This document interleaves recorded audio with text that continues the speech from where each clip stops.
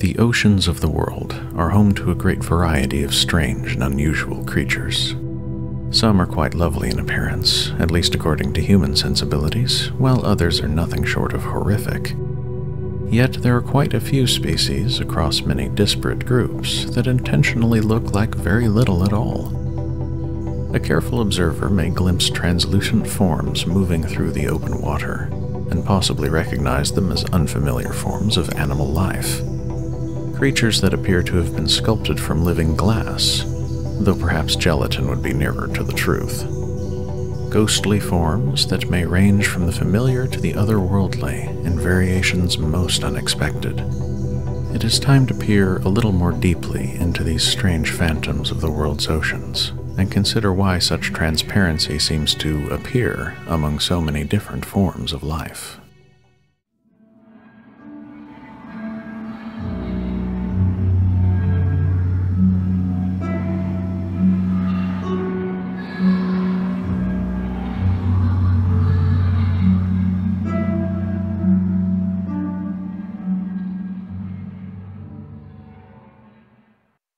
The adaptive utility of being more or less transparent should be reasonably clear after a bit of consideration. If there are potential predators in the habitat that hunt using visual cues, camouflage is a viable strategy for avoiding getting eaten. Thus, we can see many cases of creatures that blend into their backgrounds, mimicking the patterns and coloration of their surroundings.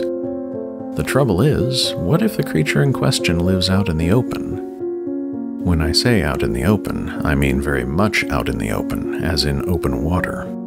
It's one thing to live on land, where you are pretty much always in contact with a solid surface of one sort or another. A solid surface can be mimicked. How does one mimic open water? The nearest way to approach this is to have a body that is as transparent as possible. In addition, I should note that transparency, or at least translucency, is a reasonable strategy for creatures that live in sufficiently complicated environments as well. A body that is even halfway invisible is all the more likely to be lost among the complexities of the backdrop. As it turns out, invisibility is a good deal easier in the water than it is in the air. The reason for this has to do with the physics of light waves passing through different substances. Every transparent material has what is known as an index of refraction. If light passes from one transparent material to another at an oblique angle to the boundary, its path is bent to some degree. The degree of bending is based upon the difference between the indices of refraction for the two materials. For example, glass has a considerably higher index of refraction than air.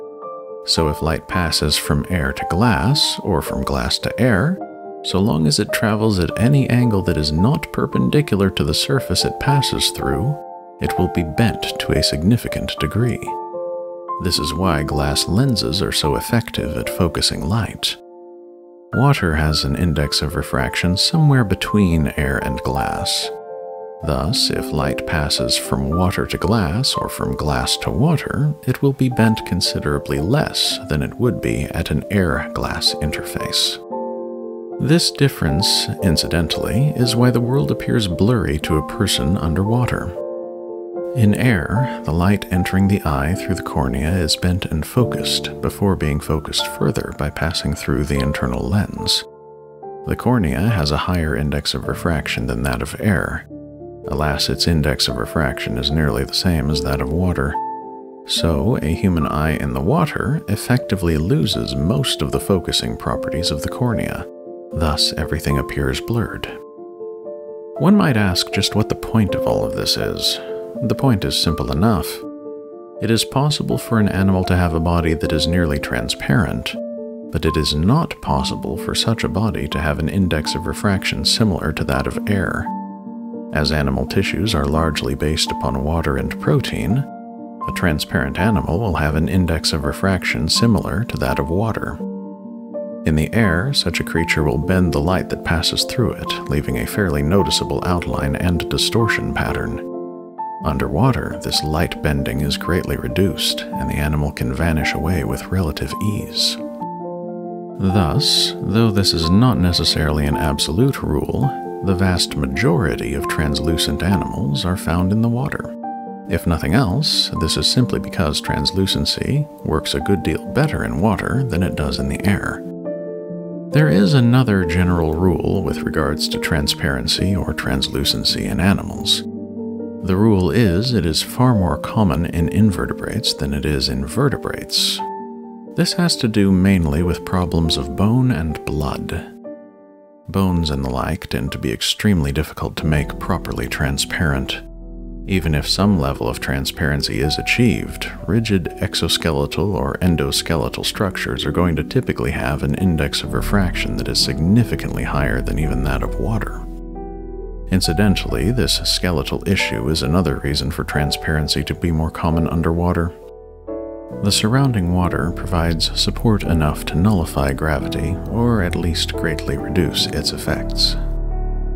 Thus, without the constant gravitational force to contend with, an animal may get by with a much less sturdy skeleton. A great many aquatic invertebrates have no hard skeletal elements at all, instead relying upon a hydrostatic skeleton for the maintenance of body shape and general locomotion.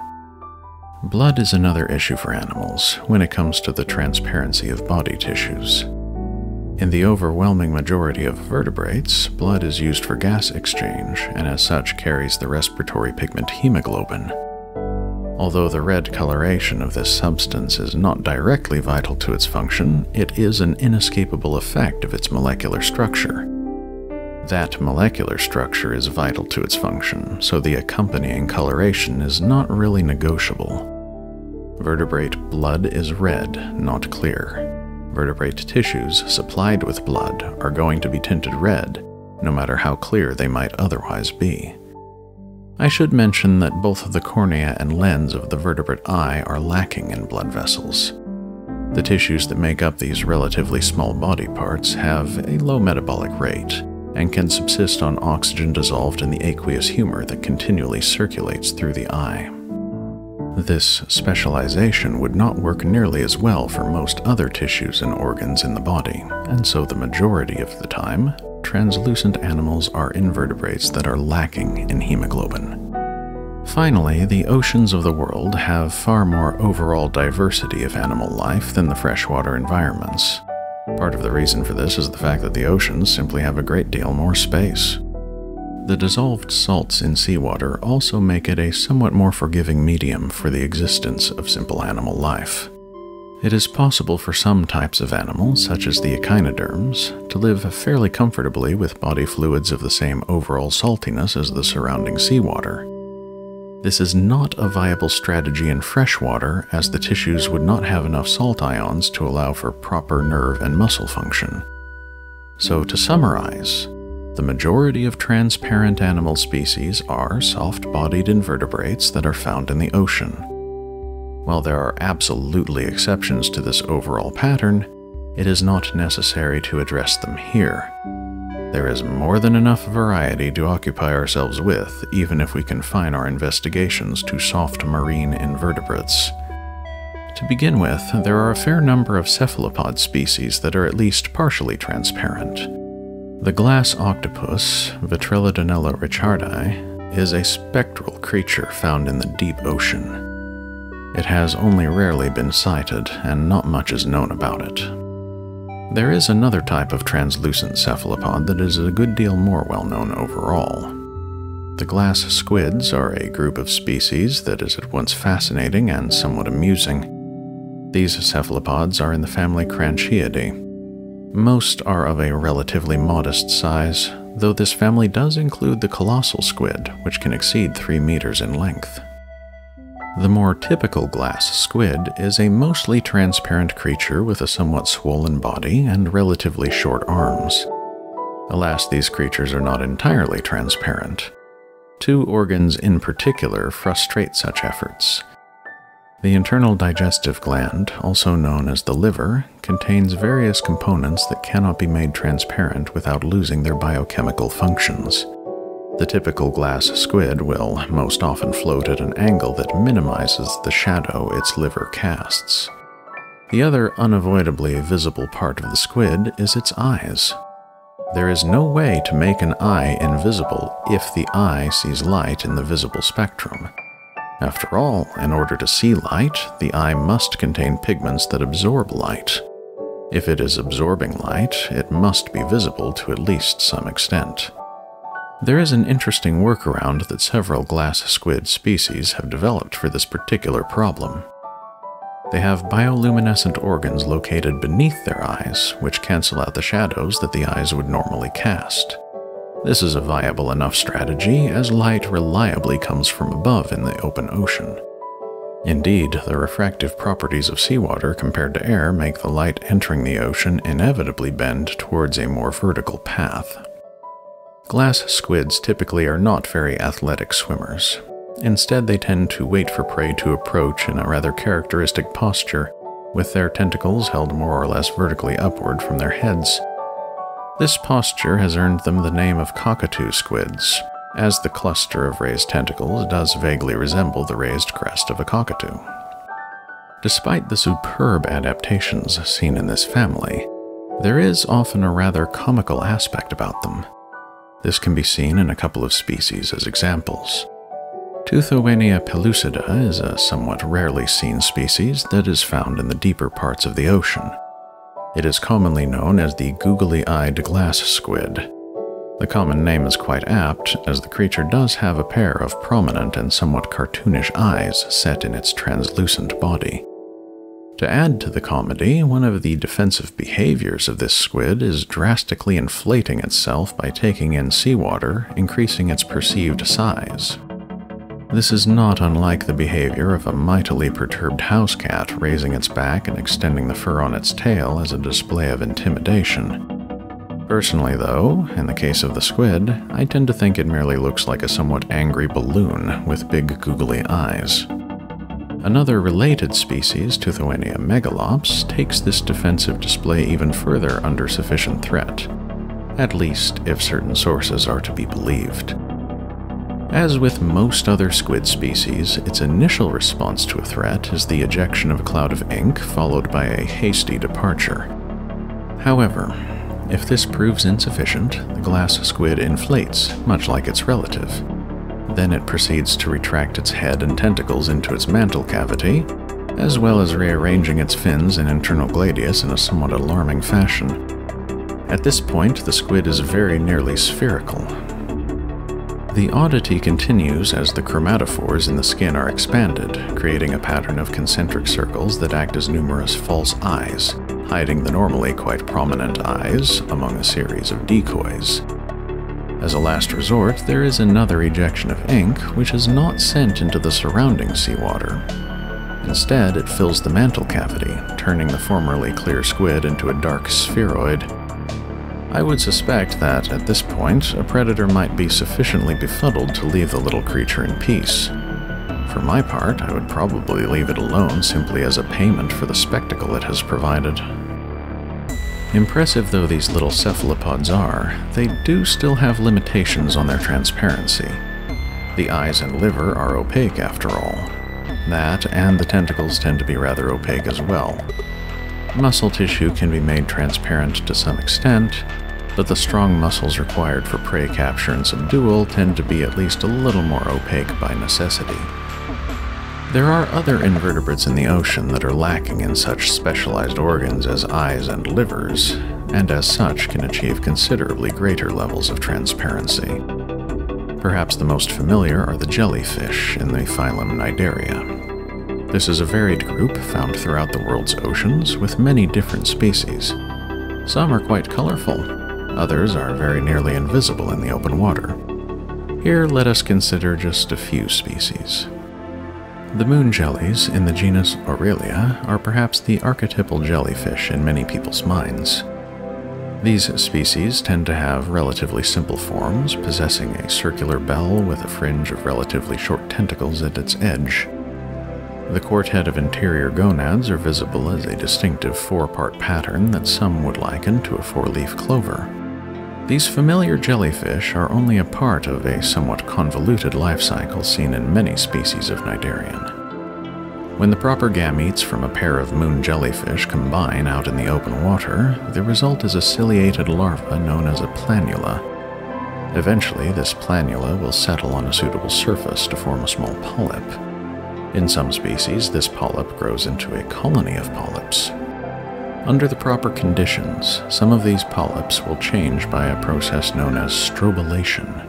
They lose their tentacles and their tubular bodies constrict at several points along their length until they resemble a stack of gelatinous little pancakes with ragged edges.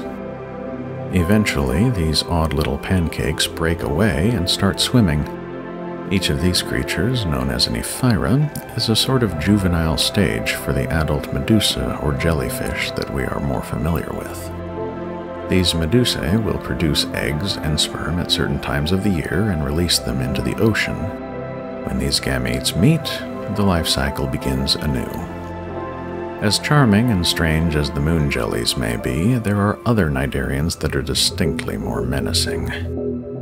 One of the most infamous is the box jelly, also known as the sea wasp, Chironex fleckeri. This creature's cuboidal body is very nearly transparent, apart from 4 bundles of long tentacles that trail behind it. That and a series of completely functional, picture-forming eyes distributed about its body. This is especially odd, as this creature lacks any recognizable brain to interpret the pictures that these eyes are able to produce. This oddity may be set aside for the time being, though, as this particular creature is best known for the painful, debilitating, and sometimes lethal stings it administers. All cnidarians are capable of stinging to some degree, due to the specialized cnidocytes in their tissues. Each of these cells contains a nematocyst, which essentially consists of a coiled harpoon loaded with venom. When ejected, this microscopic structure can pierce the skin of prey animals or potential predators and deliver a dose of various toxins depending on the species. In the case of Chironex, this poisonous cocktail is especially potent. However, there is an even more menacing sort of cnidarian drifting about certain parts of the world's oceans. A few species of jellyfish closely related to the box jelly are known as irukandji jellyfish. Noteworthy species include Carukia barnesi and Malomaxima. The insidious thing about these creatures is not only their debilitating stings, but their remarkably small size. Most are less than a few centimeters across and easily overlooked. Alas, their stings are not so easy to overlook. Symptoms of this particular sort of envenomation include severe headaches and backaches, abdominal pain accompanied by nausea and vomiting, sweating, high blood pressure, a rapid heartbeat, and pulmonary edema. This unhappy state of being may persist over several hours or even extend to a couple of days before improving. It may take a couple of weeks for a person to completely recover. The overall condition is known as Irukandji syndrome, and it has one other aspect that is quite curious. Sufferers of this syndrome have often reported something akin to a feeling of impending doom, a strange sort of persistent anxiety. I would suppose that this might be ascribed to all of the other symptoms the person is suffering at the time, but it is quite interesting to consider a venom that might give a person what amounts to a prolonged anxiety attack. Moving on to a rather less dangerous form of jelly, let us consider the ctenophores, commonly known as comb jellies. These creatures are easy to mistake for jellyfish at a glance, though there are some key differences. To begin with, the symmetry is a bit different. There is a sort of modified bilateral symmetry found in the ctenophores that isn't typically seen in other groups. They have a definite front and back, and in most species there is also a left and a right. However, the left and right are essentially identical to one another. What would be a distinct top and bottom in typical bilateral animals is instead 2 identical sides as well. So if you were to rotate a ctenophore by 90 degrees, it would look different, but a rotation of 180 degrees would show an identical appearance. In addition to this odd symmetry, the ctenophores are distinguished by rows of specialized cilia that run along the length of their bodies. In fact, both their scientific and common names refer to these uniquely modified cilia. There are typically 8 of these rows, and they function collectively in propulsion in a manner not unlike the oars of a galley. It isn't especially rapid swimming by any means, but it is sufficient for the ctenophores' needs. There are some ctenophores, such as those in the genus Ocheiropsis, that have a pair of lobes extending backward from their bodies on either side. These can be used for bursts of somewhat more rapid swimming for escape purposes. This particular genus also releases bioluminescent slime to decoy would-be predators. Unlike the cnidarians, the ctenophores are entirely lacking in cnidocytes. They cannot sting, and as such are relatively harmless creatures by comparison. All the more incentive for them to be easily overlooked whenever possible. The oddity of ctenophores is somewhat difficult to overstate. Certain research studies suggest that these creatures may be a sister group to the rest of the animal kingdom. That is, even the cnidarians and sponges have more in common with other animal groups than the ctenophores have in common with them. Still, this matter is far from settled. The only real consensus is that the comb jellies are at least as different to other animals as the jellyfish are, and likely more so. A fairly commonplace ctenophore would be Pleurobrachia pileus, also known as the sea gooseberry. These little ctenophores are roughly spherical in shape and have a pair of long fringed tentacles that they use for feeding. These tentacles are rather delicate and retractable. One of the major predators of this species is another variety of ctenophore, Beroe gracilis. This comb jelly has a more elongated shape and is lacking in tentacles. It has a distinctive mouth at the front of its body that is quite capable of opening wide enough to swallow its prey whole. When this happens, an observer may witness the unusual spectacle of a nearly transparent creature digesting another nearly transparent creature. The genus Beroe is filled with comb jellies that specialize in eating other comb jellies. A species found in deeper water is Beroe abyssocola. It tends to favor feeding on Bolenopsis infundibulum. It also often has a reddish or pinkish tint to its translucent body. Despite their unassuming appearances and habits, ctenophores can sometimes cause problems. For example, Nemiopsis ladii, commonly known as the sea walnut, is a species of ctenophore that has invaded the Black Sea. This was a problem for a time, as the ctenophore's population exploded and caused plankton levels to crash. This was something of an issue for all of the various fish that relied upon plankton in the local food web. Perhaps not surprisingly, it was another ctenophore of the genus Beroe that ultimately came to the rescue. A population of Beroe ovata was introduced and brought the sea walnut population down to manageable levels with its rather selective predation. There is another group of translucent invertebrates in the ocean that superficially resemble ctenophores and cnidarians, though they are not at all closely related. In fact, this particular group is an often overlooked variety of chordate, closely related to the vertebrates. The tunicates, many of which are commonly known as sea squirts, are filter feeders found throughout the world's oceans. Most of the more familiar species are sessile as adults, simply drawing in seawater through a siphon, passing it through an extensive internal filter, and expelling it through a second siphon. The larval form is often referred to as a tadpole, and it is this larva that has the familiar notochord and other chordate features. These features disappear during the fairly radical metamorphosis into adulthood. Not all tunicates opt for the sessile life as adults, though. There is an entire class, the Thaliacea, that remain pelagic. This is not to say that they are especially athletic swimmers by any means, but they do have a rather odd and unique method of swimming. Basically, these pelagic tunicates tend to have translucent barrel-shaped bodies with their intake siphon at the front and their other siphon at the back. In essence, each of these creatures is something like a living jet engine, slowly making its way through the water as it filters out whatever plankton happens to pass through it. This is strange enough to begin with, but these creatures become still more unusual when we look at their life histories. One group, the doliolids, have a typical tunicate tadpole stage before maturing into their swimming adult form. Another group, the salps, have dispensed with the tadpole stage altogether. In addition, they undergo an asexual phase of reproduction where an individual salp will start budding off a series of clones. The result is a long chain of parallel translucent barrels collectively moving through the water side by side. Eventually, these can break away to become distinct individual salps. Stranger still are the pyrosomes. In this case, a multitude of tiny little organisms are arranged into something shaped more or less like a large vase.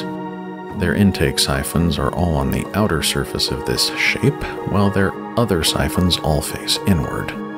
Thus, the vase of living translucent tissue is slowly propelled along by the collective current formed by its component filter feeders. Last of all, we will consider a group that is perhaps less outre in their forms, but no less surprising or unusual in their way. The chetonaths, also known as arrowworms, are a phylum that has provided a number of headaches to biologists that have tried to classify them over the years. Certain aspects of their embryonic development resemble those seen in echinoderms and chordates. Meanwhile, some of the adult morphology and biochemistry puts them nearer to arthropods or nematodes. For the time being, at least, they have been placed into a clade with the rotifers and a couple of other fairly obscure invertebrate groups. A little over half of the known chetonath species are active swimmers in the ocean. The rest tend to live on the ocean floor, sometimes adhering to surfaces as they wait to ambush potential prey. With the exception of a few deep-sea species, nearly all of the chetonaths are remarkably transparent. This helps the benthic species to blend in against whatever surface they happen to be resting on. It also allows the pelagic species to enjoy a fair degree of effective invisibility as they move through the water. Chetonaths are long, narrow creatures that are dorsoventrally flattened. Their bodies are clearly divided into an anterior head, a middle trunk, and a posterior tail. There are even internal septa that separate these three body regions. They have fins on either side of their bodies, as well as a tail fin at the back. Those that swim tend to do so by a sort of dorsoventral undulation. If you can imagine a clear plastic ribbon wriggling its way through the water, you'll have a reasonable image of how a chetonath tends to swim. Looking at the body outline of a chetonath, one is immediately struck by the pattern of fins at its sides and on its tail. It is as though a worm was pretending to be a fish.